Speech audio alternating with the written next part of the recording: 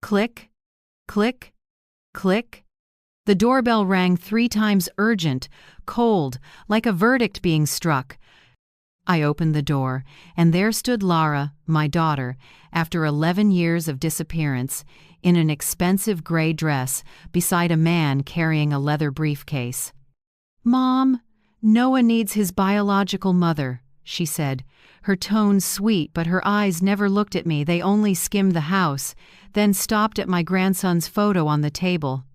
Her lawyer produced a stack of papers with embossed seals, remittance receipts, call logs, visitation schedules, all proving that I was just the caretaker of the grandson I had raised since he was 5. I saw what she was hiding behind that fake smile. She hadn't returned out of maternal love, but because of the $3.1 million from the software project my grandson had just sold. I wanted to scream, to tear up every one of those deceitful pages. But then Noah gently placed his hand on mine, his eyes strangely calm. "Grandma," he whispered, "let her talk." I swallowed hard, because I knew the more she spoke, the louder the truth would speak, and my grandson and I had prepared another door, the one that would swing open when she confidently stepped deeper into her own lies. If you're still listening, tell me where you're watching from. Every comment you leave is another mark in this journey. And if this story has touched you, don't forget to hit like so it can reach even further. I'm Iris Montgomery, 68 years old, living in a small house in the suburbs of Springfield, Missouri. My life used to be quiet until the day Lara, my only daughter, knocked and left her 5-year-old son on my porch. She said it was just for a few days to rest, then vanished. No calls, no texts, just me, a small boy, and a nearly empty backpack. I still remember Noah standing on the step, hands over his ears, rocking back and forth, eyes avoiding any look. When I asked, "Are you hungry?" he didn't answer, just rocked harder. I'd taught elementary school for more than 30 years and had a few autistic students in my classes, but standing in front of Noah, I felt like a blind person groping through the night. I didn't know what to say or how to touch him. Every time the washer started up, he flinched, and the kettle whistle made him scream like he was hurt.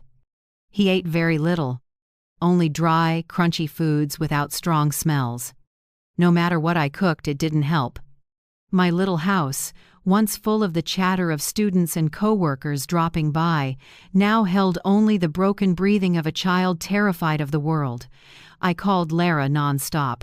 The first day, she didn't pick up. By the third day, the number said no longer in service. I sent letters, emails, Facebook messages, everything disappeared into silence. A week passed, then 2.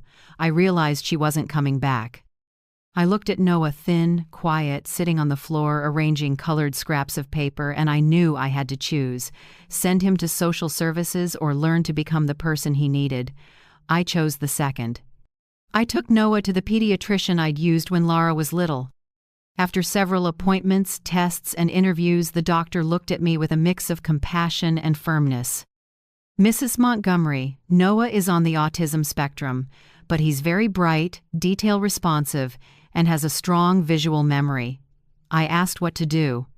He said, "Start with stability. Kids like Noah need structure more than words." I went home and started building a world that didn't change for him.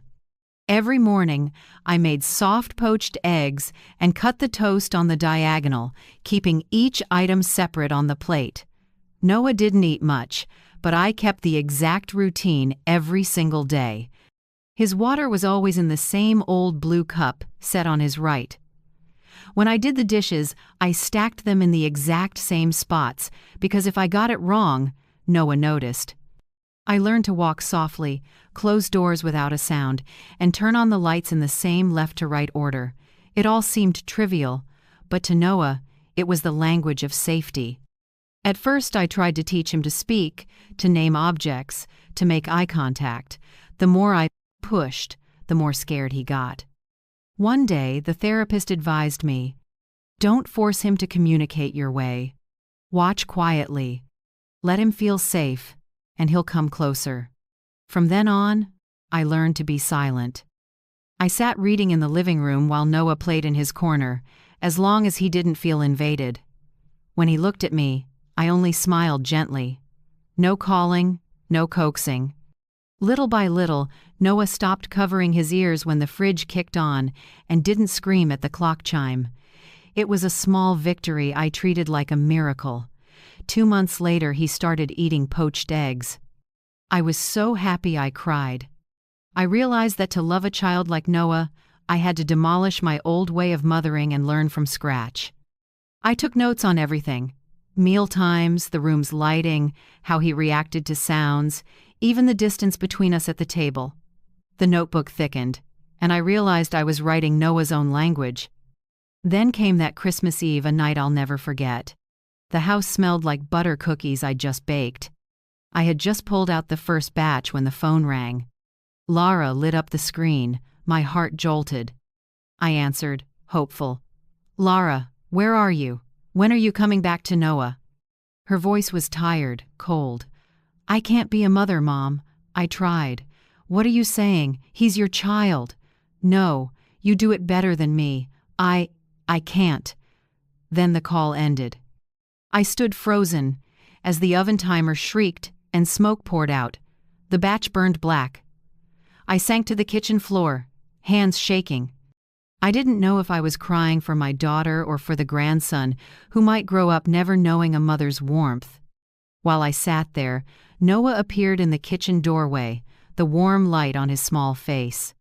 He looked at me for a long time, longer than ever before. Then he quietly walked over, took his blue cup he used every morning, filled it with water, and set it beside me. He didn't speak. He didn't need to. I looked, at the cup, then at him. In that moment I understood. He was speaking in his own way, telling me he knew I wouldn't leave. I put my hand on the floor, and for the first time in months, Noah didn't pull away. That night, the two of us sat by the burnt cookies in a smoke-stained kitchen. But for me, it was the warmest night of my life. I knew I'd been chosen not to be a substitute, but to be the one who stayed. From that day on, I stopped waiting for any phone call. I only waited for Noah's sunrise each time he woke, washed his face, and picked up his blue cup. I made the bed, opened the window to let the light in, and began the same loop of days exactly the way Noah needed to survive. But in that repetition, I saw life. Every longer glance, every light touch, every time he finished his eggs and toast. 11 years turned on that wheel, and he grew up quiet, reserved, but deeper than any adult I'd ever known. I didn't know that one day, that very boy whose hands once trembled holding a cup of water would build software that drew the world's attention and would also be the reason Lara came back to knock as she did today. But that day, when Noah put his hand on mine and whispered, "Grandma, let her talk," I knew the small child I once held had become a guardian of the truth, and this time, I was the one being protected by him. I started building a steady, slow rhythm for Noah, like coaxing a frightened bird back to its nest.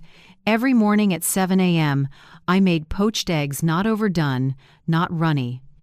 I cut the toast into 2 equal triangles, spaced so they didn't touch the plate's edge. Noah never ate much, but if everything was in the right place, he'd sit without fear. Eggs, toast, blue cup, every day the same. Some mornings I was so tired my hands nearly dropped the pan, but I forced myself to follow the sequence. Light the stove, toast the bread, poach the eggs, pour the water. Because I understood that for Noah, order is life. One off detail and his whole world collapsed.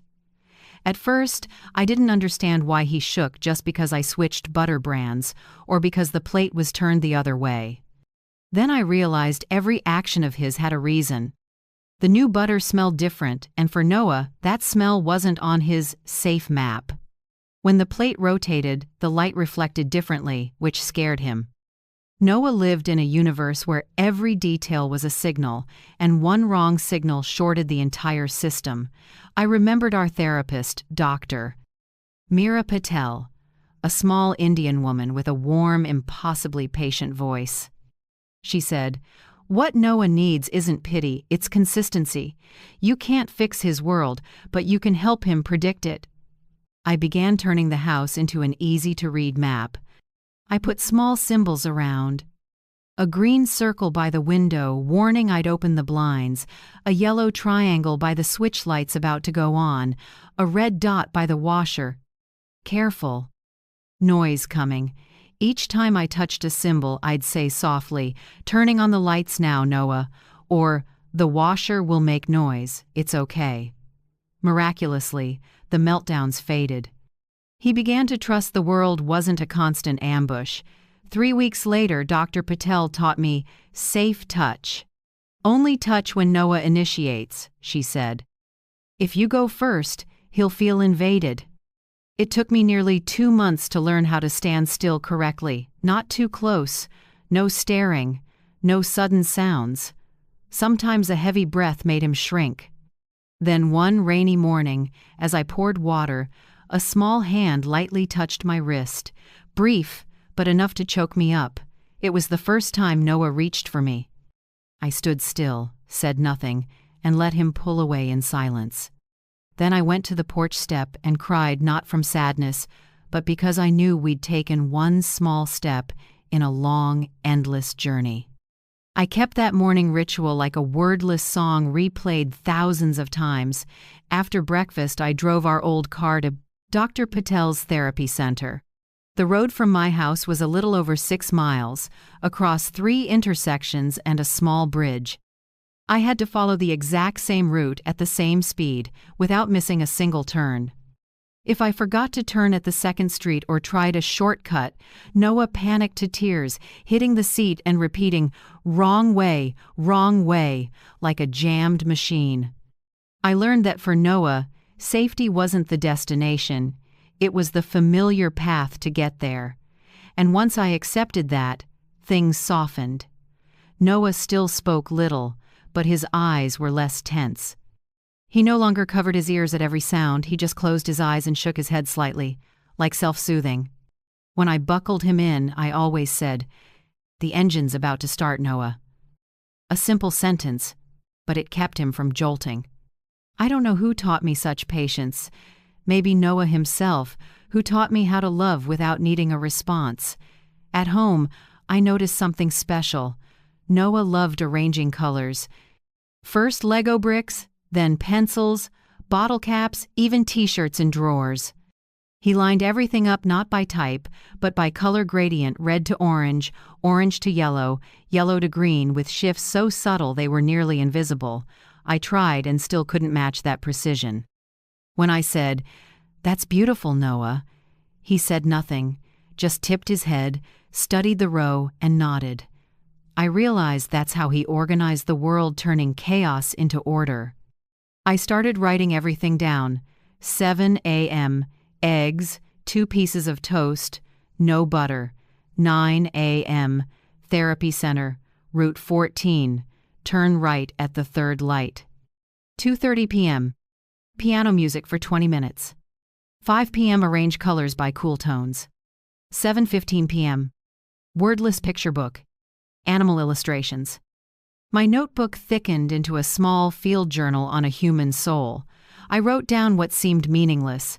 Tonight, Noah looked up 5 times at dinner. Kettle sound, 12 seconds tolerated. Chopin, no. 2 made him smile.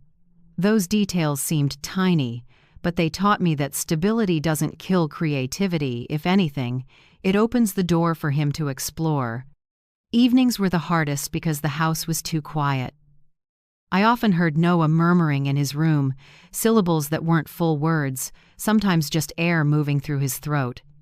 I once thought he was talking in his sleep, but Dr. Patel said it was early communication. Respond not with words, but with your breathing, she advised. So every night I lay in bed, listening through the thin wood wall, and breathed slow and steady, sending a silent signal. I'm here, you're not alone. Sometimes the murmur stopped. Then I heard a small creak, Noah shifting and sleeping. I smiled in the dark. For years we talked by breathing. One late March morning, as I prepped breakfast, Noah ran to the counter with a small scrap of paper. He set it down, pulled a yellow pencil from his pocket, and began to write.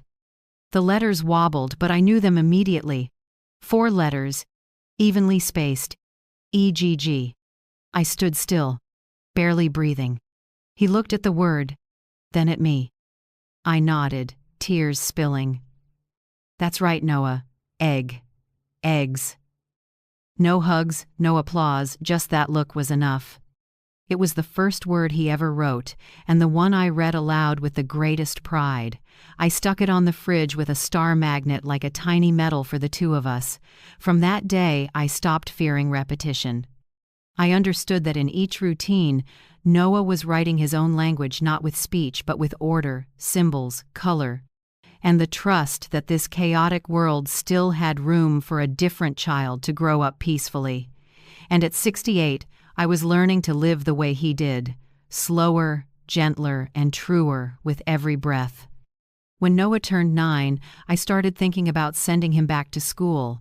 At home, I could shield him from noise, harsh lights, and sudden questions, but he couldn't live in my little house forever.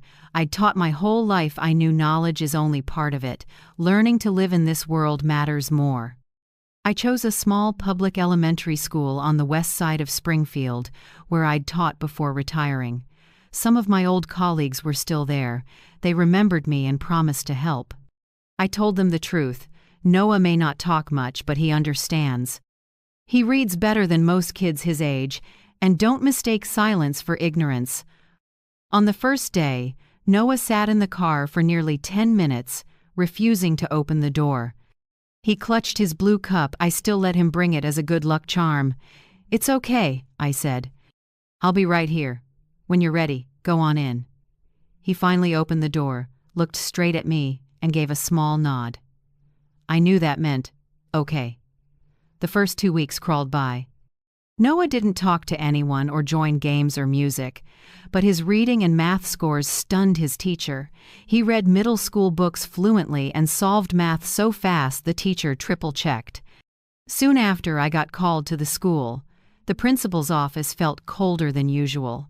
Mr. Keegan, the principal, a tall, thin man with a soft but firm voice, sat beside Miss Rivers, the special ed coordinator.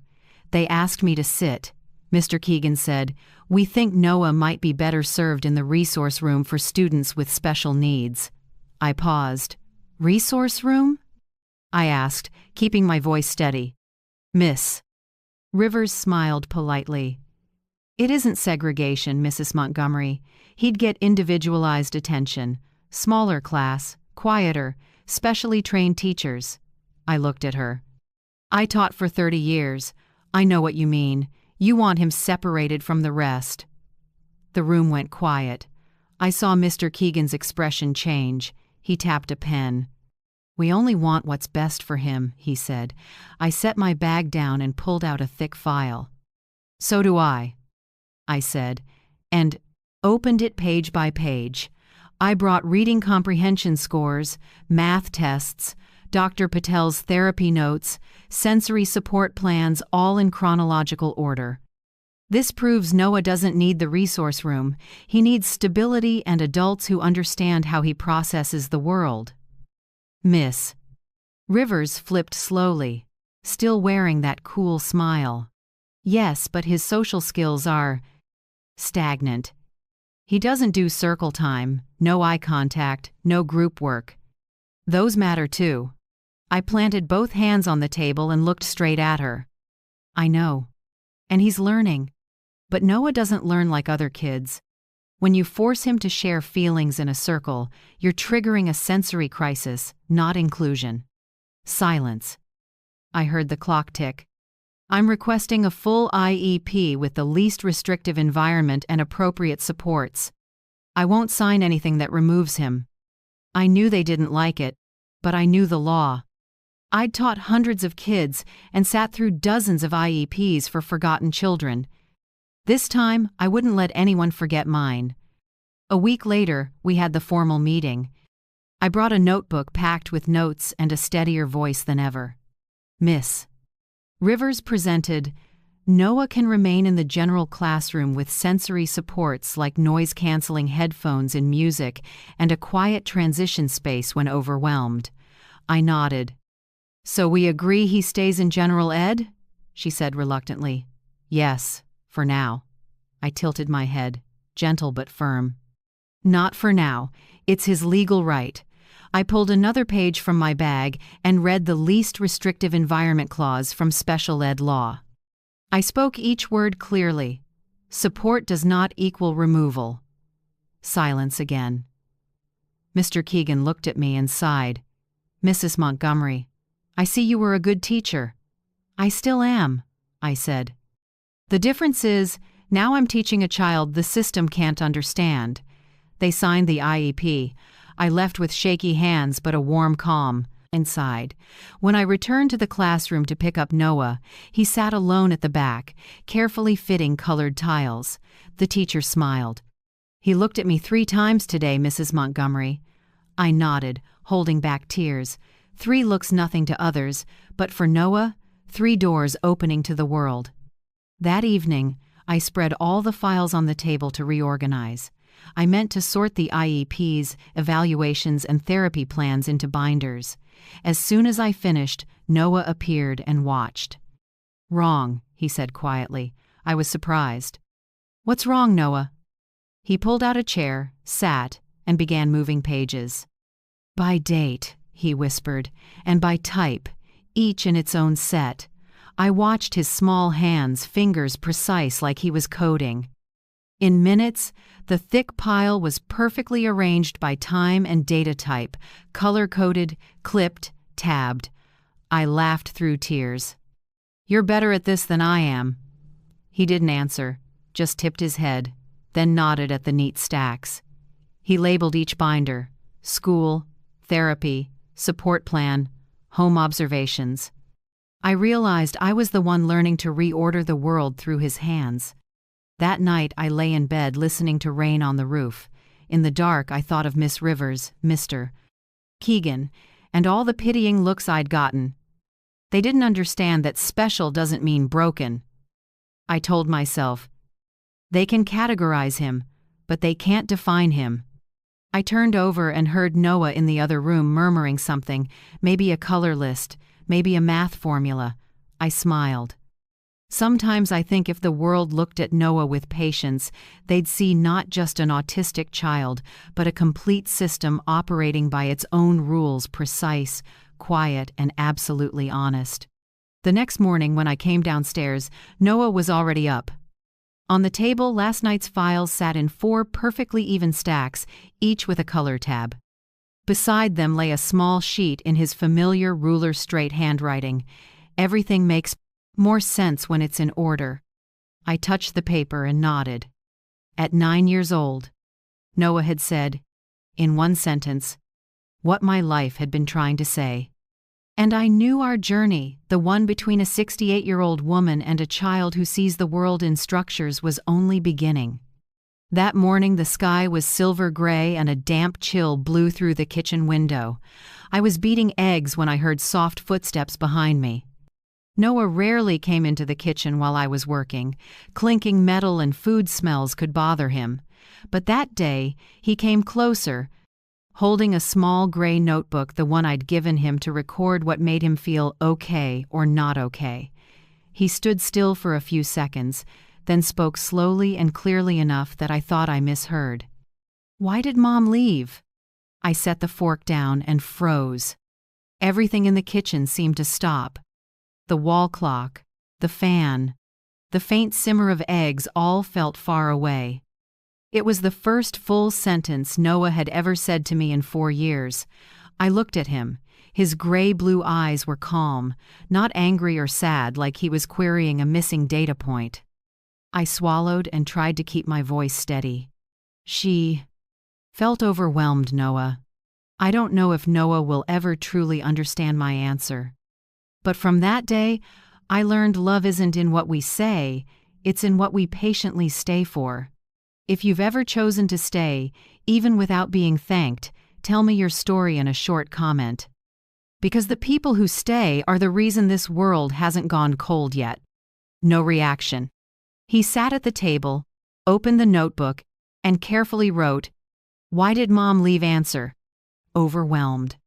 Then he stuck a small yellow tab on the edge and wrote in straight letters, date, May 14, time, 8:02 a.m. Feeling. Chest heavy. I finished reading and suddenly felt my nose sting. The boy didn't cry, didn't ask another question, he just stored the information, as if that were the only way to keep the pain from swallowing him whole. From that day on, I started learning Noah's language, the language of data instead of tears. Whenever he was sad, he didn't cry. He wrote, "Heart rate 110, don't want bright light." When he was happy, he used a green label, like the smell of bread, like the sound of wind through trees. Little by little, I understood Noah didn't describe feelings with words, he measured them. He collected and labeled like a scientist surveying himself. Another day at the supermarket, while I was paying, Noah tugged my sleeve and spoke low, "Wrong." I looked down at the receipt and didn't see anything odd. He pointed at the total and said, 4 cents. I asked, "How do you know?" Noah pointed at the register screen. Bad addition unit price times quantity, off by 0.04. I was so surprised I turned to the cashier.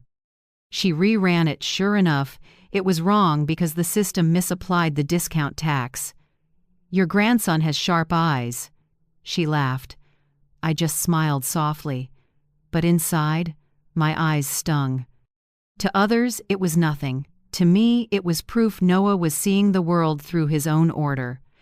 That night, I told Dr. Patel about the supermarket over the phone. She stayed quiet a moment, then said, "When a child starts seeing flaws in a system, it means he's begun to understand that system." I looked at Noah at the table, carefully sorting grocery receipts by date. I asked, "What are you doing, Noah?" He answered simply, "Reconciling." The next day, I learned reconciling meant comparing every receipt to the shelf price in the store. Noah had saved photos of the prices on my phone, then recalculated everything himself. All of it was accurate to the penny. I joked, "Planning to be an accountant?" He looked up and said, "I just want things to be right." I began to realize Noah didn't just remember, he verified. When people told stories, he didn't listen for fun. He listened to find what didn't line up. When he watched a movie, he noted the timestamp of each scene and compared it to the subtitles. When we were out, he counted the beats of red lights, then used a stopwatch at home to check again. One afternoon, I saw him standing at a corner with a notebook and a timer. "What are you doing?" I asked. "Measuring," he said, eyes still on the traffic light. "Measuring what?" "The light cycle. It's not consistent." I laughed. "How do you know?" "Because yesterday was 47 seconds, today is 45. He didn't say anything else, just kept timing. I stood there, half tender, half amazed. The boy didn't just see red and green, he saw the rule beneath the light. Another evening, I was watching TV when Noah sat down beside me, looked at the host, and asked quietly, "Do real smiles wrinkle around the eyes?" I turned, not getting it yet, and he added, "She isn't real. Her eyes aren't smiling." I looked closely, he was right. The host was smiling, but her eyes were cold. I laughed and patted his head. "You read people better than I do now." Noah nodded. Real smiles wrinkle around the eyes. That line stayed with me. To Noah, feelings weren't in words, they were in facial micro-patterns, in breathing rhythms, in the gaze. He noticed what we people who talk too much miss entirely. The boy who once feared touch was now reading others' emotions by the curve of a mouth. I felt proud, and my heart ached. A child like Noah has to work a lifetime to read what others are born understanding, and when he finally can, the world still isn't ready to believe him. I started scanning everything, receipts, school papers, therapy schedules, as a way to learn from Noah. I wanted to see life through his eyes, store it, analyze it, compare it. Dr. Patel advised, record the IEP meetings too. When you have data, people can't say you're wrong. From then on, whenever I attended a meeting, I hit record. Not out of suspicion, but because I knew memory wasn't enough. You need evidence. I made a dedicated folder on my computer and used color labels like Noah, blue for academics, yellow for therapy, red for finances. I didn't know if I was becoming more like him or if he was teaching me a more orderly way to live. One afternoon while I was scanning, Noah walked over, took a sheet and said, "About to be wrong." I jumped. Wrong how? He pointed to the date line on the school meeting minutes. March 8. The meeting was on the 7th, he said. On the audio, the clock says 9:42 p.m. The 7th. I checked. It was true. Maybe the teacher mistyped. But Noah didn't treat it as small. If the date is wrong, he said, other things can be wrong too. I stayed quiet. That sentence haunted me all night. From then on, I never dismissed details. I understood that, for Noah, truth wasn't a big idea, it lived in the smallest numbers. One late fall morning, as the maple leaves began to drop, Noah brought me a large sheet of paper.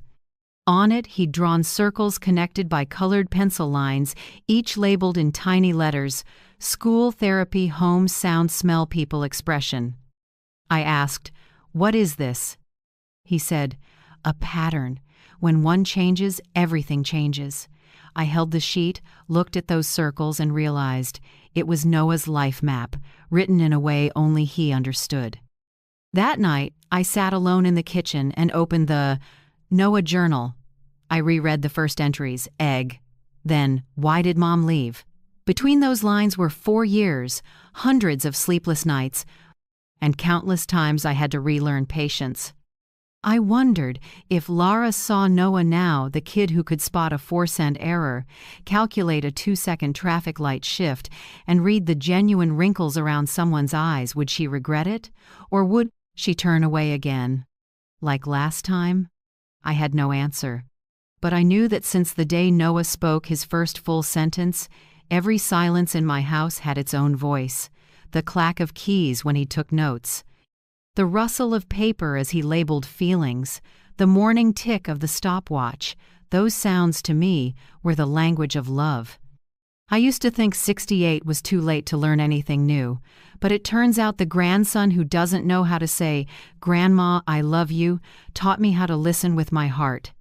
When Noah was 12, I noticed he spent more time in his room, not to avoid the world, but because he seemed to be building a new one where everything ran on logic, not emotion. One June afternoon, I walked by and saw the pale blue glow of a screen spilling into the hall. Noah sat at my old computer from my teaching days, the one that sometimes took nearly 5 minutes just to boot. The screen was full of white text and squiggly characters I couldn't read. I asked, "What are you doing?" Noah didn't turn. "Learning Python." I frowned. "Is Python a game?" He answered evenly, "A programming language for computers." I stood there, watching lines of code scroll by like a storm of data raining down the screen. When did the child who once feared flickering lights become patient enough to stare at that glow for hours?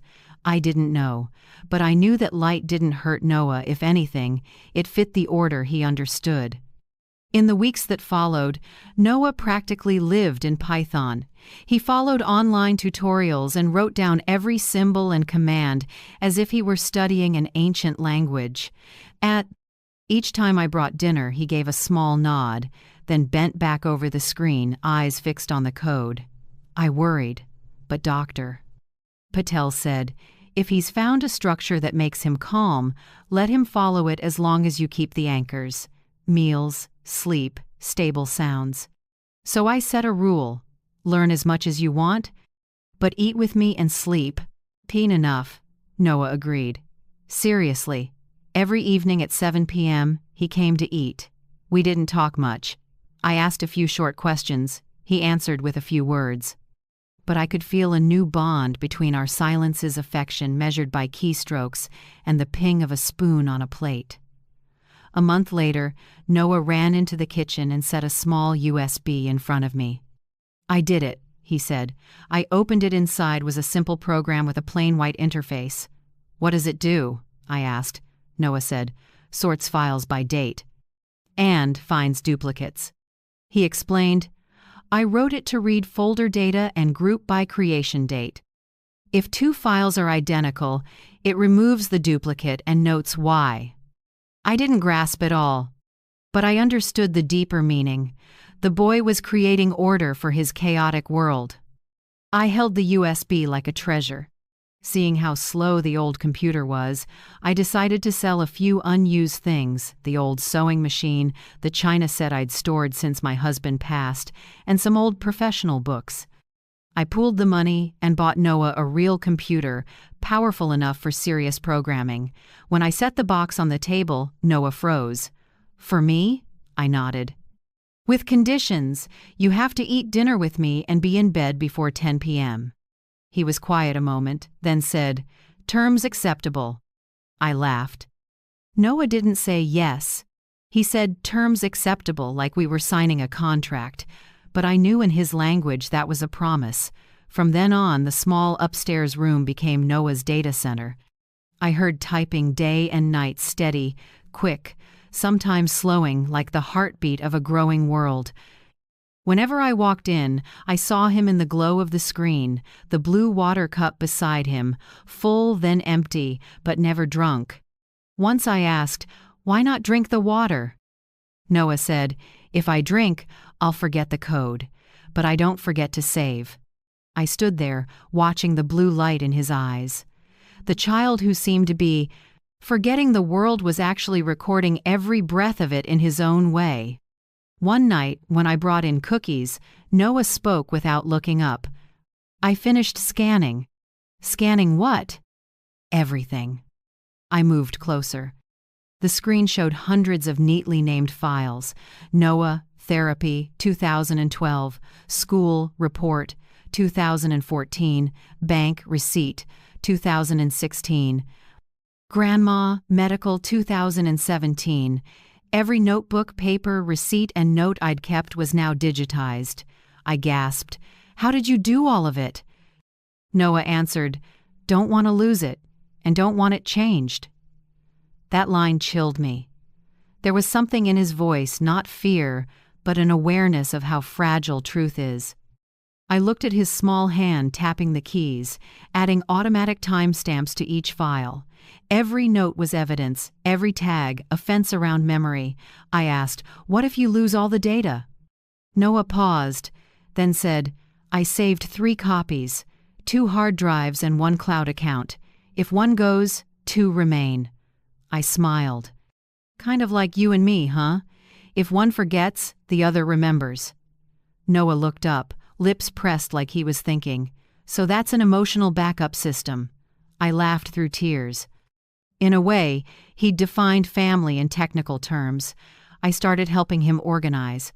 Under his guidance, I learned to layer folders: school, medical, finances, life.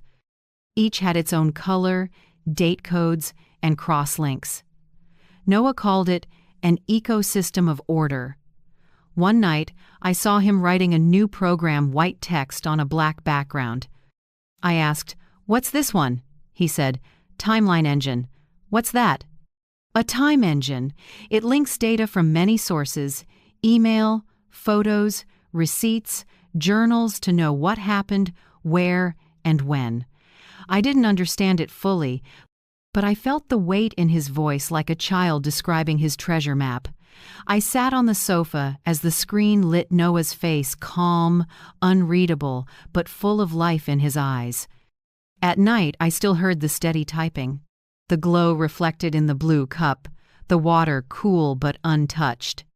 I wanted to tell him to sleep, but stopped. Sometimes grown-ups need to step back and simply witness a soul finding its way. Sometimes I walked in and saw windows stacked code, tables, charts.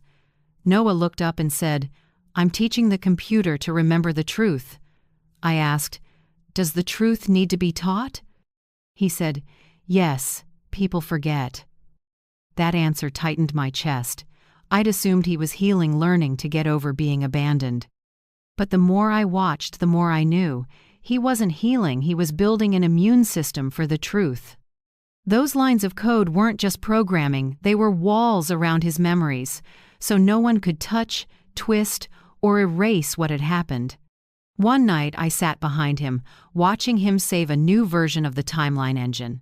On the screen, backup completed. Truth preserved.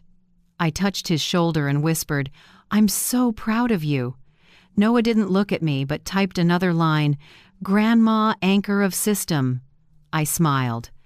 In his data system, I was the anchor, the one who kept everything from drifting, and I understood that, even in a different language, that was how Noah said, "I love you." I left the door ajar. The blue light washed down the hallway, soft and calm like a breath. I stood and listened to the steady keys, and in that moment, I knew the child who once feared sound was now writing his own language to keep the world from disappearing. On a dry February afternoon, I stepped into Noah's room. Dozens of windows crowded the screen code, data tables, graphs. Noah typed fast, fingers moving as if conducting. On the monitor were long strings of characters B7C4A2E1, like a secret cipher. I asked, "What's that?" Without looking away, he said, "Hash." I squinted. "Hash? You can eat that?" Noah lifted a corner of his mouth, a rare smile. "No, it's a files. Fingerprint," he explained. "Every file run through a hash algorithm produces a unique string.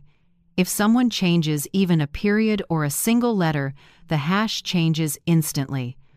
It's like the DNA of data," Noah said, even-toned but eyes bright.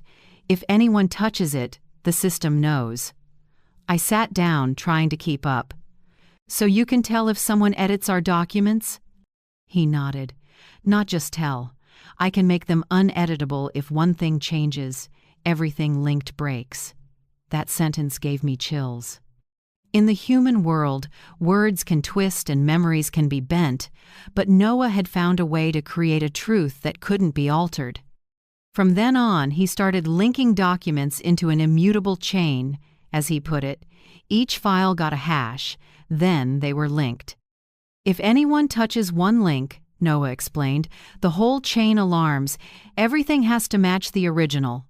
I helped gather old papers, one big dusty box. Handwritten calendars yellowed with age, utility bills from 2010, bank statements, insurance papers, even the receipt for our used car that year. I thought it was just a pile of useless past, but to Noah, it was source data. We sat together in the living room, I scanned each sheet, and Noah entered each item into the system. Every file got a verification code, every code left an audit trail. I asked why he called it that. "Because every action leaves footprints," Noah said. "And real footprints can't be wiped." I looked at him, amazed that a 13-year-old talked about truth like physics. No room for emotion, only rules. Dr. Patel dropped by that weekend. She watched Noah present his system. The screen showed blue data blocks linked by lines, moving smoothly. She listened carefully, then smiled. "Noah, you're creating a space where every memory has the right to exist." Then she turned to me. "Let him do it. Don't edit, don't hide what hurts. Give Noah ownership of his own story." That night, I sat alone a long time. Ownership of his own story.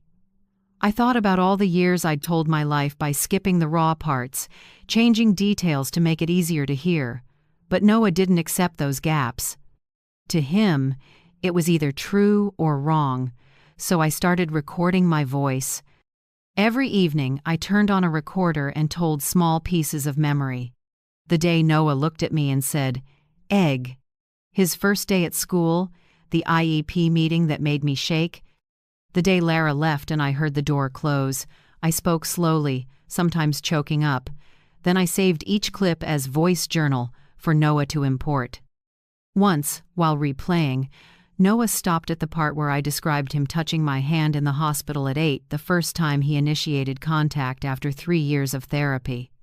He looked up and asked quietly, "Do you want to keep this part?" I nodded. Noah tagged the file yellow and assigned a unique hash. "This is an emotional point," he said. "I'll lock it so no one can delete it." I didn't know whether to cry or laugh. The child who once feared touch was now protecting a touch with technology like sealing love. One morning, Noah brought down a new dashboard he designed. The interface was simple: 3 colors, green, yellow, red. Green means the file is intact. Yellow means changes unverified. Red means tampered. I couldn't help laughing. The whole world is just 3 colors to you now? Noah was serious. Not the world, the truth. I opened an old document, changed 1 letter, and saved. Instantly the screen flashed red.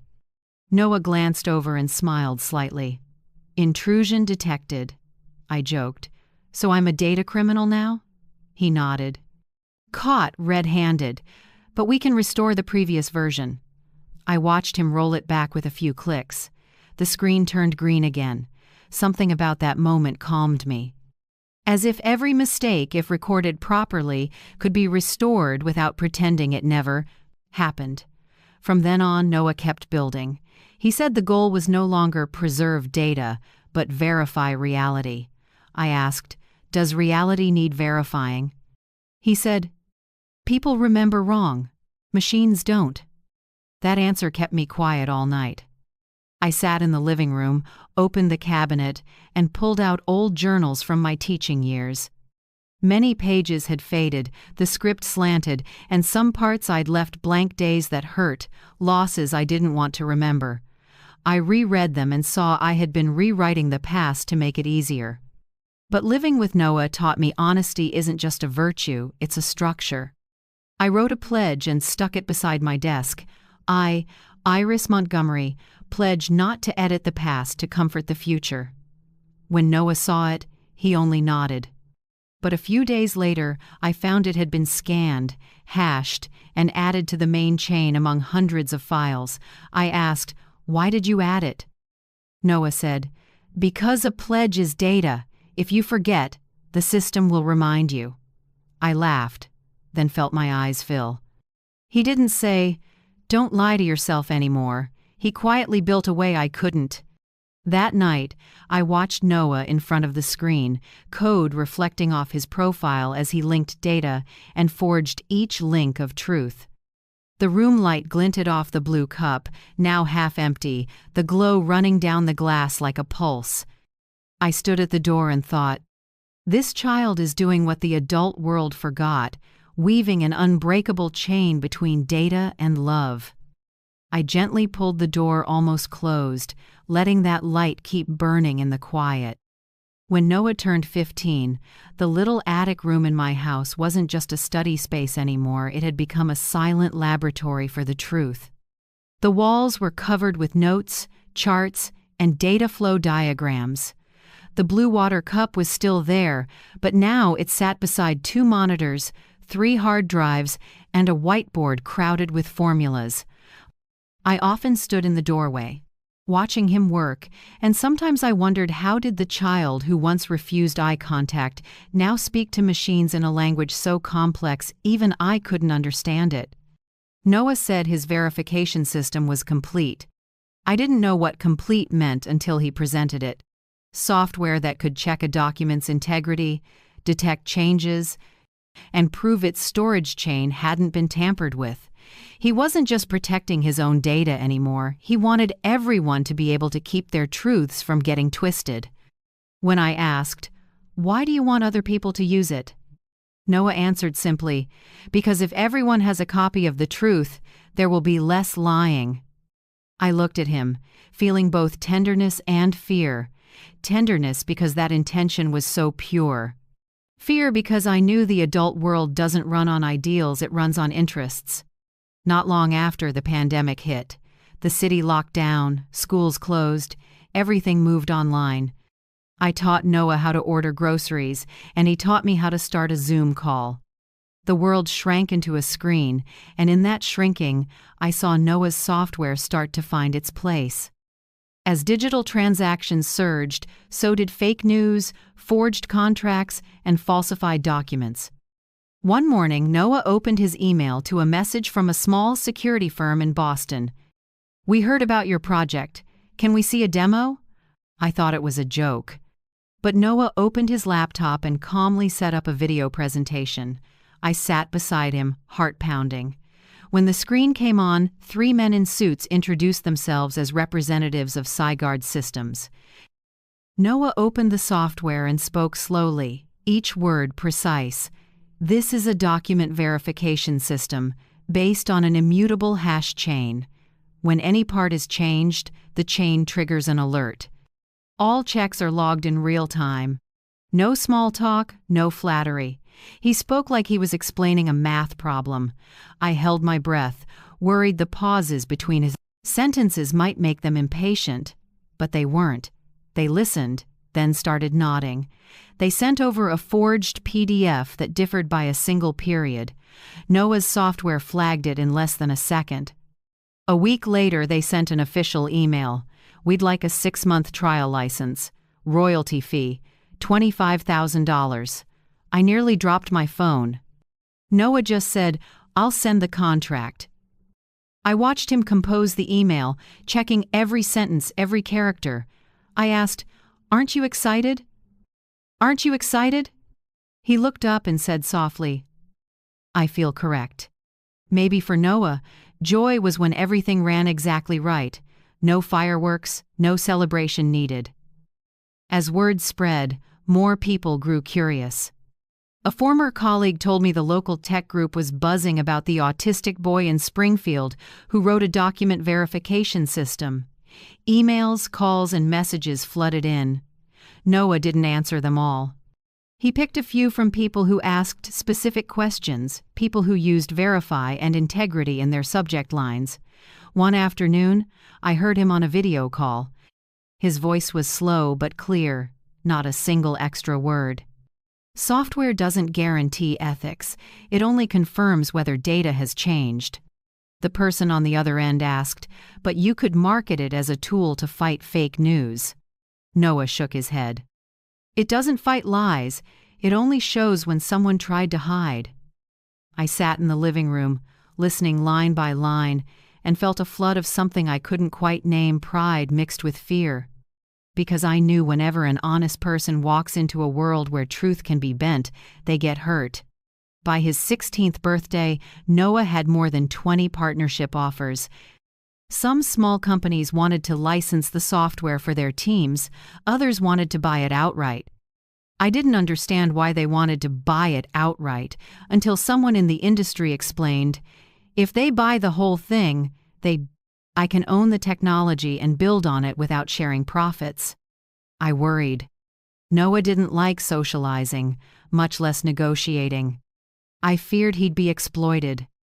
So I called Ava Morales, an intellectual property attorney Dr. Patel had recommended. Ava showed up, a Puerto Rican woman around 40, with a low voice, quick mind, and sharp instincts. At our first meeting, Ava said to Noah, "Do you know what you have?" Noah answered, "A tool to keep data intact." Ava smiled. "No, you're holding something the whole world is about to need." We spent weeks in meetings. I learned terms I'd only skimmed past before: license, patent filing, non-disclosure agreement, non-compete clause. Ava explained each one to both me and Noah. When asked whether he wanted to license or sell outright, Noah said only, "I don't want to do maintenance. I don't want people calling when the system glitches." Ava frowned slightly. "If you sell, you'll have to sign a 5-year non-compete." Noah nodded. 5 years is fine. I need quiet. I went still. A 16-year-old who, instead of dreaming about cars or travel, dreamed about quiet. I asked softly, "Are you sure, Noah?" He answered, "I don't want to make a product. I want to finish the equation." Then the deal moved faster than I expected. Atlas Verify, a software firm in Chicago, agreed to buy Noah's system for $3.1 million. Ava called me in the afternoon. "Congratulations, Iris. All terms are clean. Lump sum payment. Noah retains credit as original creator." I held my breath and needed a few seconds before I could say, "3.1 million?" Ava laughed. "Yes. Your grandson just changed the document verification field." When I told him, Noah just nodded, his eyes calm like he'd solved a long equation. No cheering, no hugging, no tears. He only said, "I'll set up a scholarship for autistic kids who want to learn programming." I looked at him, throat tight. Maybe people don't need to say, "I'm proud," when they're living proof of it. A few days later, the local TV station came to interview him. They set up cameras in my living room. Noah sat there in a white shirt, hair neat, hands folded. The host asked, "Noah, how do you feel selling software worth over $3 million?" Noah said, "Like seeing a calculation come out right." The reporter laughed, thinking it was adorable, but I understood. For Noah, value wasn't in the money, it was in correctness. When the segment aired, the caption at the bottom read, "Autistic teen in Springfield sells document verification software for $3.1 million. I sat on the sofa, watching his face on the TV, calm, clear, and tears just rolled down. Not because of the money, because I knew the child who once feared the washing machine and flashing lights had turned his fear into a structure, a system that made the world a little less dishonest. And I, a 68-year-old grandmother, could only sit quietly beside him, gripping my tea, listening to Noah's voice in the broadcast, each word steady. The truth doesn't need to be loud. It just needs to be recorded correctly. 2 weeks after Noah's story aired, I felt a strange shift around the house. Neighbors dropped by more, old friends called, and the mailbox filled with letters inviting Noah to events or offering scholarships. I thought it was a rare calm after years of storms, but I was wrong. On Monday morning, the doorbell rang 3 clipped times, an instant shiver down my spine. I opened the door, and there stood Lara, straight-backed in a charcoal dress, hair carefully set, beside a man in a black suit holding a leather briefcase. I recognized him almost immediately. Mr. Aldridge, a civil attorney from Foster and Bloom, a firm known for guardianship cases. "Good morning, Mrs. Montgomery," he said, polite in a way that felt icy. "We're here to discuss the legal rights of my client, Miss Lara Wright, Noah's biological mother." I went numb. Lara looked up with a smile thin as a blade. "Mom, I just want what's best for Noah. He needs his mother now more than ever." In their hands was a thick stack of documents. They opened it and drew out page after page. Visitation logs, money transfer receipts, call logs, all meticulously recorded over 11 years. I scanned each page, handwriting mimicking mine, scanned signatures, invoices in my name but at a different address. Everything prepared with terrifying care. I trembled and asked, "Where did you get these?" Lara shrugged. "Everything has legal timestamps. I just want to make sure Noah is cared for properly, not influenced." Influenced? The word fell from her mouth like ash, but I heard the subtext clearly. Financial guardianship. I called Ava immediately.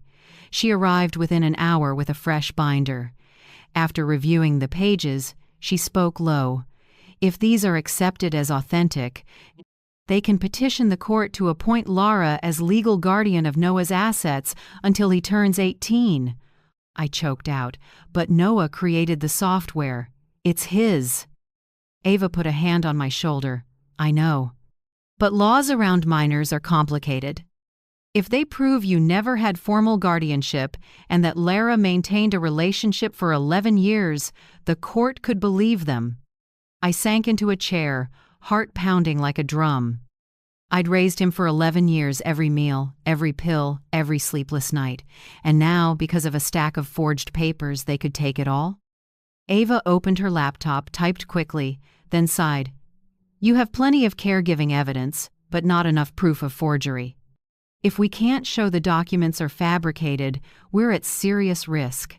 That night, I tore through the house for anything: doctor bills, prescriptions, tuition invoices, Christmas photos.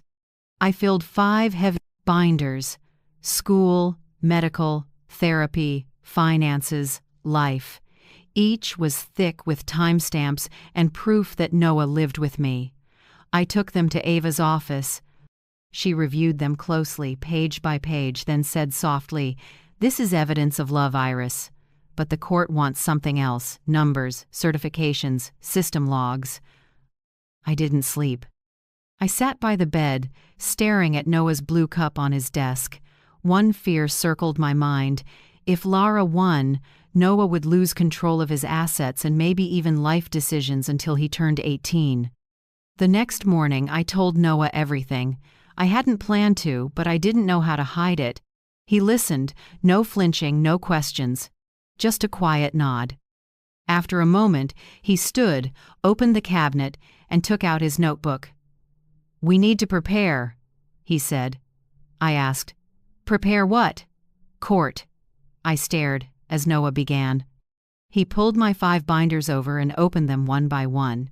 He relabeled everything: red for anything tied to Lara's lies, yellow for items needing further verification, green for what was unquestionably true. The room was silent except for the rustle of paper and the steady tap of keys, like a heartbeat. That evening, Ava called to say the hearing was scheduled next Thursday at 9 a.m. My hands went cold. I'd never set foot in a courtroom, never imagined I'd have to prove to the law that I had raised my own grandson. Noah sat in his room, the screen casting a soft blue glow. I saw his schedule taped to the wall: court red, financial records yellow, opening statement blue. My 16-year-old didn't look afraid. He looked like he was studying for a big exam. The night before court, I woke in the middle of the night. Light from Noah's room spilled into the hallway. I walked over and nudged the door. He was still there, eyes on the screen, fingers flying. The clock on the wall read 3 a.m. I whispered, "Noah, you should sleep a little." He didn't turn. "Almost done?" I asked. "Done with what?" Noah stayed quiet, typing a few more lines as the screen flickered. I didn't ask again. I stood there watching him in silence, the blue light across his young face, but a gaze that felt older. I wanted to believe he knew what he was doing, but part of me still feared. Can a child stand against the legal system and the mother who left him? When I got back in bed, the clock read 4. The keys kept clacking from Noah's room, like a machine's heartbeat staying awake. I didn't know what "done" meant. I only knew Noah didn't sleep a minute that night. And in the quiet, I understood maybe he was writing the only thing Lara could never forge: the truth. That morning, Springfield was unusually cold. I sat in the car with Ava, clutching the edge of the file bag until my fingers went numb. Outside, the state courthouse rose, gray columns and a flag tossing at half-mast. I never thought I'd walk into this building, not because I'd done wrong, but to prove I'd done right for 11 years. Noah sat in the back seat, holding a silver laptop. He hadn't spoken since we left the house, just stared out the window, face still. I knew he'd prepared something, but he hadn't shown me. "Don't worry," he'd said last night. "Everything has timestamps." I didn't fully understand, but his eyes reassured me more than any promise. When we stepped into the courtroom, the air smelled thick of paper and sanitizer. Across the aisle, Lara sat neat in a cream dress, hair in a bun, eyes faintly red as if she'd just cried. Beside her was Mr. Aldridge in a black suit and silver tie, stacking a pile of files nearly elbow-high. I could barely reconcile this woman with the daughter who'd left a fragile child on my porch. Now she looked gentle, composed as if she were the wounded one. Judge Whitaker, a gray-haired man with a warm, measured voice, took the bench. The Commonwealth of Massachusetts is now in session for the guardianship proceeding of assets in the matter of Lara Wright versus Iris Montgomery, he said. My heart leapt, then dropped. The hearing began. Mr. Aldridge rose first, voice smooth as if rehearsed all night. Your Honor, my client, Miss Lara Wright, is Noah Montgomery's biological mother. Due to exceptional circumstances, she temporarily delegated care to her mother, Mrs. Iris. However, for 11 years, Miss Wright maintained contact, provided financial support, and sent regular gifts. She seeks restoration of legal guardianship to ensure Noah's assets are managed transparently and with a formal plan. He spoke, and Lara gave a timed nod, tears glistening right on cue. I heard soft murmurs of sympathy around the room. A remorseful mother, they were likely thinking. A mother making amends. I wanted to scream that it was a lie that my daughter wanted the money, not her son. But the law doesn't trust feelings, it trusts paperwork. Mr. Aldridge opened his case file and laid out a thick packet before the judge. Here's the evidence: visitation logs, call records, money transfer receipts, all with raised seals and notarized signatures. He set each page down as if it were a treasure. Under the lights, the red seals stood out perfect, clean, convincing in a way that chilled me. The judge flipped through and nodded. Very thorough, he said. I felt the floor tilt. When it was my turn, Ava signaled me to breathe. I stood, voice shaking. Your Honor, I've cared for Noah since he was 5. Lara left, said it was for a few days, then disappeared for 11 years. I took him to therapy, fed him, got him to school, watched every meal and every night's sleep. If you need it, I have medical records, report cards, pharmacy receipts, everything. The judge looked up, voice gentle but firm. I believe you love your grandson. But tell me, do you have a legal transfer of guardianship from his mother? I froze. No, I never thought I needed a document to raise my own grandchild. Silence settled over the room. The sympathy in the judge's eyes hurt worse than doubt. Ava tried to pivot with caregiving records, photos, and witnesses, but I knew the scale was tipping. Lara bowed her head and sniffled. Mr. Aldridge set a hand on her shoulder. It looked like a perfectly directed movie. Then, just as I thought it was over, Noah stood. His voice was soft but steady. Your Honor, may I present evidence? The room went still. Judge Whitaker looked up, surprised. You're Noah Montgomery? Yes, sir. Do you have counsel? Noah glanced at Ava, who nodded. We consent to his presentation, she said. Noah stepped to the stand and set down his silver laptop. His fingers moved fast, confident, then he plugged in the HDMI to the court screen. In a moment, his familiar interface appeared: white background, 3 lights, green, yellow, red, the symbol I'd seen thousands of times in that little attic room. This is my data verification system, Noah said. It checks file metadata and hashes to determine the true creation time. I analyzed the documents submitted by the petitioner. The screen flickered, red lights lit up one after another. The room held its breath. Noah pointed. All of these files have creation timestamps from the last 3 weeks, specifically 5 days after the news article about the $3.1 million sale ran. He clicked and pulled up logs. Created the 22nd of March 2023, modified the 22nd of March 2023. If these were 11 years of logs, there should be timestamps spanning many years. There aren't. Each file has a single simultaneous timestamp. Mr. Aldridge cut in, sharp.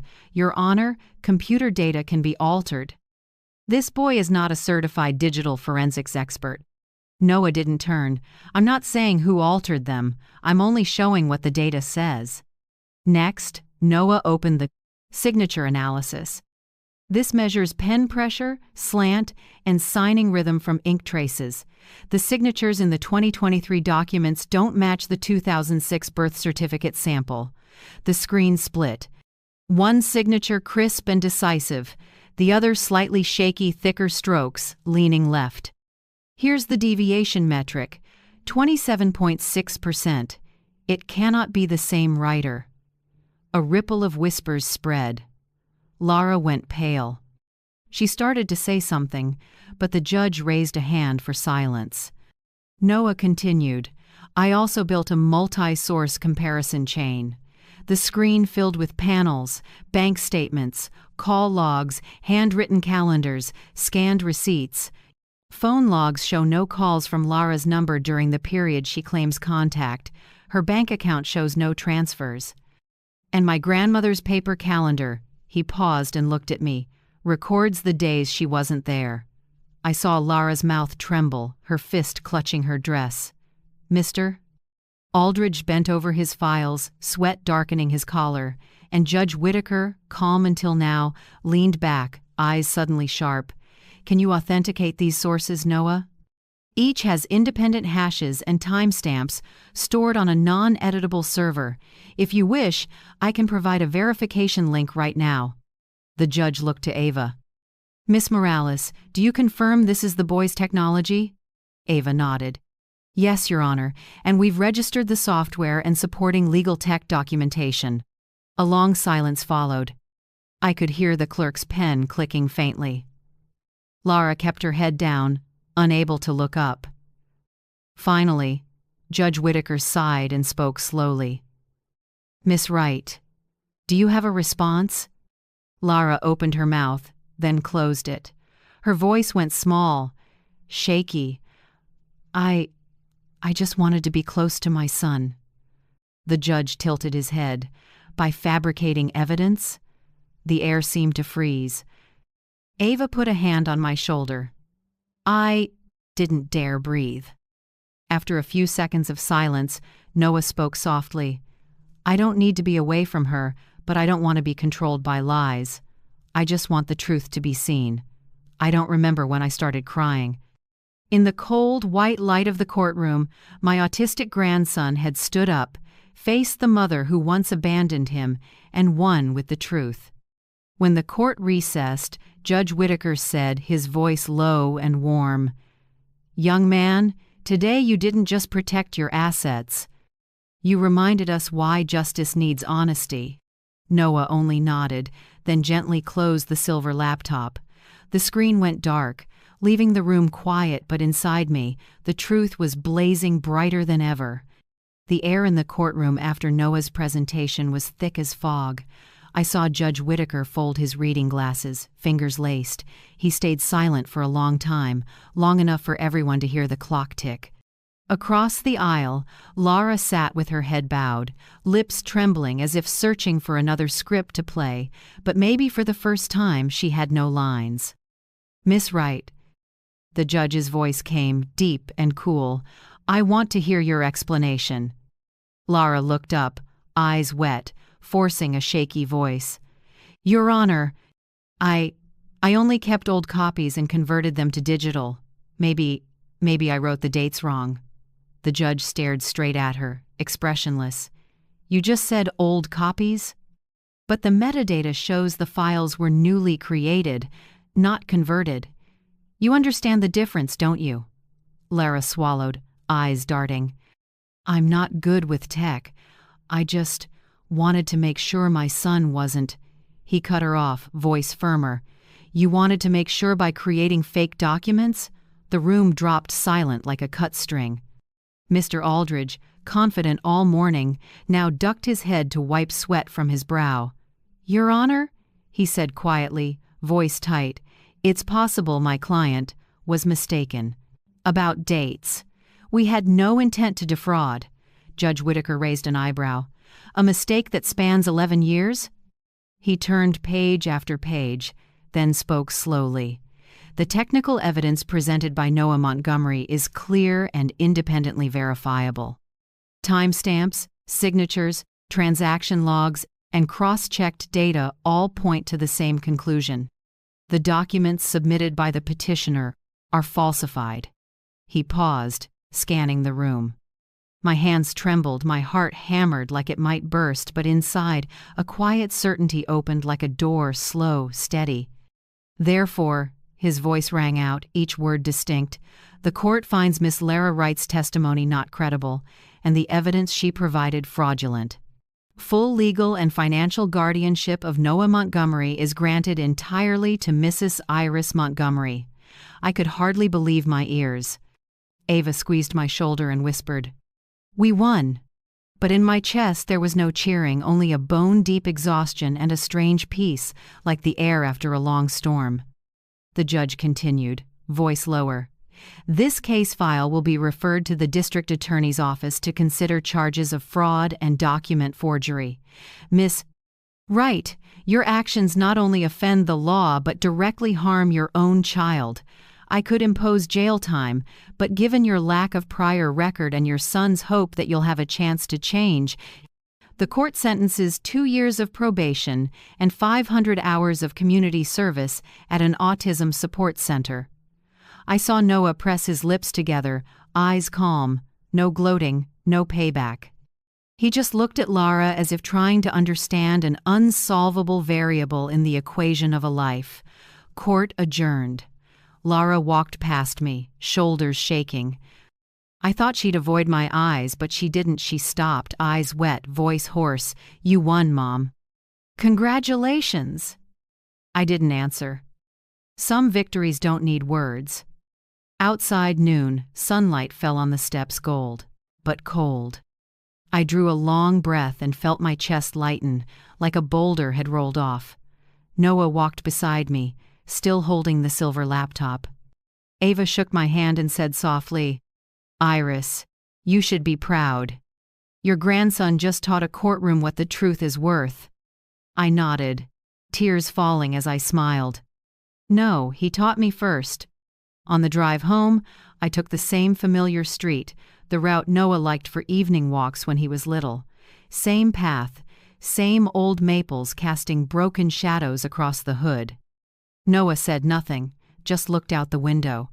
I realize silence for him isn't emptiness, it's a language full of meaning. At home, I made a simple dinner, poached eggs and toast cut on the diagonal, just like in our early days. Noah sat at the table and opened the laptop not to work, but to check a small status line. I asked, "What are you checking?" He said, "The verification chain." I smiled. "Still running?" Noah looked at me and gave a small nod. We kept the truth. I don't know why, but those words brought hot, peaceful tears to my eyes. Maybe in my whole life I'd never heard a "thank you" so simple and so deep. That night, the house was quiet. I reread old notes under a warm desk lamp. Outside, a soft wind moved the branches, insects humming. After a while, Noah came over with the old blue cup, the one that's been with us more than 10 years. He set it on the table right next to my hand, but didn't touch me. I looked at the cup and saw a faint reflection of us both in the water. No more words needed. Just the warmth of a careful distance and light soft as a whisper. I spoke gently, almost afraid to break the quiet. I chose to stay. Noah looked at me, voice low and precise, and I chose to remember. That sentence seemed to close every data chain, every year, every wound. I realized there are bonds that don't need signatures, hashes, or proof, because they're written in truth and love. Night fell. Noah went to his room, and I stayed, fingertips resting on the blue cup. Moonlight slid through the window, glimmering on the water like thousands of invisible characters streaming by. I knew that tomorrow Noah would keep writing code, and I would keep making coffee, holding to our steady rhythms. And somewhere between keystrokes and breaths, the truth would keep being recorded not just in machines, but in our hearts. A year after the trial, Noah turned 17. The verification software sale was still in effect, and the 5-year non-compete meant he couldn't touch anything related to security or data verification. I thought that might unsettle him, even throw him off. He only gave a small smile, like he'd already mapped a different route. One March morning while I was making coffee, Noah walked into the kitchen with his laptop and said, very simply, "I'm going to start a company." I jolted. "But you're not old enough to—" He cut in, not rude, just firm. "I have legal counsel. Ava says we can register it under your name. I'll run it." I went quiet. There was something in his eyes, the same resolve I saw the day he stood in court. I asked, "What kind of company?" "Software testing. QA." I frowned. "There are a lot of companies doing that." Noah took a sip of water, voice even. "Not like us. I'll hire autistic people. We see micro errors others miss." For a few seconds I couldn't move. In a world that tried to teach Noah to blend in, he chose to turn difference into strength. 3 months later, the company opened an upstairs space in a red brick building on Main Street. 6 desks, 1 big whiteboard, warm amber lights. Noah named it Pattern Insight Labs, where we find patterns other people skip. His first hire was Jalen Ford, a name that tightened my chest. Jalen had been my student over 20 years ago. He'd been labeled behavior disordered, nearly expelled for uncontrollable outbursts. I stood before the discipline board and said, "Jalen isn't broken, he just sees the world with a different structure." Then I lost track of him. I heard he left school and slipped out of the system. When Noah said he'd applied as a tester, I was stunned. That Jalen? The kid who liked taking apart computers in my class? Noah nodded. "He's 32 now, a warehouse tech. His application shows an unusually high microvisual error detection rate." I invited him. When Jalen came in, I was there. Tall and lean, tight curls, eyes that slid past direct contact. But when Noah threw faulty code onto a screen, Jalen needed 20 seconds to point out, "Triplicate loop, that's useless. 14th semicolon breaks the return chain." Noah didn't smile, he just nodded. "You're hired." The office began to hum. 6 pine desks in a U, each with a computer, noise-canceling headphones, and a small board for personal symbols. The wall was a tapestry of bug maps and arrows, like a strange atlas. No loud laughs, no music, no noisy calls, just steady keyboard clacks and soft clicks, like rain. Noah worked in a corner, always with headphones, though I knew he heard everything. He had a habit of noting every notable bug on the big board. On weekends, he compiled them into recurring patterns and wrote scripts to catch them automatically. In his mind, everything turned into structure, data, feelings, even people. One afternoon I brought butter cookies. As I set the tray down, Jalen looked up and smiled. "Mrs. Montgomery." His voice trembled a little, but his eyes were bright. "Do you remember? You told me different isn't broken." "I've lived by that for 20 years. My throat burned. "I never thought you'd still remember." "I don't just remember," Jalen said. "I just signed my first big contract at your student's company." I almost cried. That tiny office became a friend. A small world where every silence had a reason, no one was forced to make eye contact, and each person worked at their own rhythm. The results were astonishing. In 3 months, Pattern Insight Labs posted a microbug detection rate twice that of commercial QA teams. Big software firms took notice. A startup in California emailed about a long-term contract. I watched Noah lead a video meeting, slow, clear, zero fluff. Every sentence landed. Executives on the other end nodded and scribbled notes. When the deal closed, Noah just said, "Done." No smiles, no applause. For him, joy was data lining up, not the noise people make. On the company's first anniversary, Noah invited me over. The room glowed warm, headphones on hooks, plates of cookies and soda on the table, and the familiar blue cup. Noah lifted the cup, a gentle toast instead of wine. "You're not drinking?" I asked. "No need," he said. "What matters is not changing the ritual." I smiled. In that moment, I understood. Ritual is how Noah feels safe. I brought fresh butter cookies, the smell filling the room.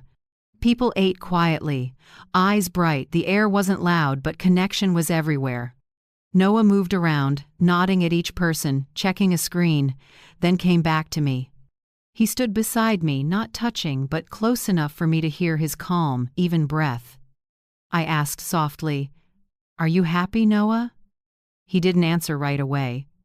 After a moment, he said, "Happiness is when the bug is fixed and the data is correct." I laughed and hid my tears. "Then I guess everything's correct tonight." Noah looked at me, eyes softened. "Yes," he said. "Tonight everything is correct." I looked around 6 people under warm light, each with their own rhythm, united by the same thing: precision, truth, and self-respect.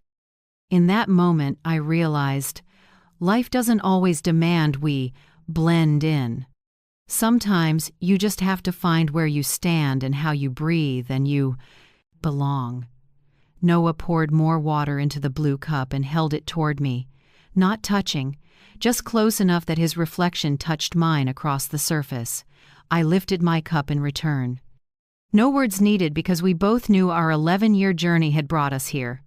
A small office, a company built by people the world once overlooked, and at the center, Noah the child once abandoned, now leading souls who can see patterns in chaos. One June morning, I stopped by the town's autism center to drop off picture books Noah had donated. Walking down the hall, I heard children's laughter from a room to the left. I turned and my heart tightened. Lara was sitting in a circle of nonverbal kids. In her hands was the very hungry caterpillar, and her voice was gentle, slow, patient. The kids watched, some rocking, some lightly clapping with the rhythm. I stood at the threshold, unseen. Lara's face was thinner, smaller, stripped of the makeup that once hid a false confidence. In the morning light, she was just a woman trying to read a story one word at a time to small souls she once couldn't understand. The manager came over, saw me, and gave a small smile. She comes in for extra hours almost every day. Says she wants to learn from scratch how to listen, how to speak, how to wait. I nodded, throat tight. No need to say more. Some old lines don't need repeating. Time writes the rest. I stood another minute watching Lara turn a page, then walked away. Tuesday evening, like I've done for years, I brought dinner to Noah's apartment. He opened the door, same gray t-shirt, headphones around his neck. On the table was the blue cup, now nicked on the rim. I set down the food, the room filled with the smell of chicken, curry, and cornbread. We ate in quiet, like always. No need for words, just small sounds. A spoon against a plate, the slow ceiling fan, the city muffled beyond the window. As I cleaned up, Noah put his spoon down, studied his hands, and said, "I know you missed a lot." I turned. "Like what?" "Friends, travel, freedom, the things other people have." I smiled, resting a hand on the chair back. "I missed them so I could keep you. I chose that." Noah stayed quiet. But something in his eyes softened, like a green light stopped blinking. I left around 8 p.m. The street glowed gold, maple leaves trembling in the breeze. I turned on the radio. An old tune from the 70s hummed low. At the red light, my phone buzzed. A text from Noah, "Thank you." Just 2 words, but to me, as long as 11 years. I tapped the screen, then whispered to myself, "Forgiveness is a slow verb, but it knows the way home." I thought of Lara, of the old days, the anger, the hurt, and the silence I chose to keep. Maybe forgiveness isn't opening your arms all at once. It's a small journey, step by step, breath by breath, a look without blame. And today, seeing Lara read to kids like Noah once was, I knew I'd begun to forgive her, myself, and all the years that felt lost. I drove home along the usual route, streetlights sliding across the windshield like lines of data drifting by. On the seat beside me, the empty dinner box still smelled faintly of curry and butter. I clicked the blinker and turned right at the curve. Noah likes the one where he used to say, "Grandma, stick to this route, it makes the world feel like it's not changing too fast." I did, and let my heart settle. And as night drew in, I thought, no one keeps everything. We only choose what we keep most. For me, that's Noah and the truth. Before the night closes, I want to say something not about winning or losing, but about what we still hold after everything. Maybe you've been like me, staying quiet to protect a fragile truth, taking a small loss to keep what's right, or forgiving someone even with a scar still on your heart. If you know that feeling, we just shared the same heartbeat. I truly want to know, where are you watching from, and what made you choose silence instead of reacting? Tell me in the comments, because maybe your story will give someone out there enough courage not to collapse under a lie. And if our journey, mine and Noah's, touched your heart, please hit like, subscribe, and keep watching for the next stories. Thank you for staying to the very end. Sometimes, one person listening is enough to turn pain into hope.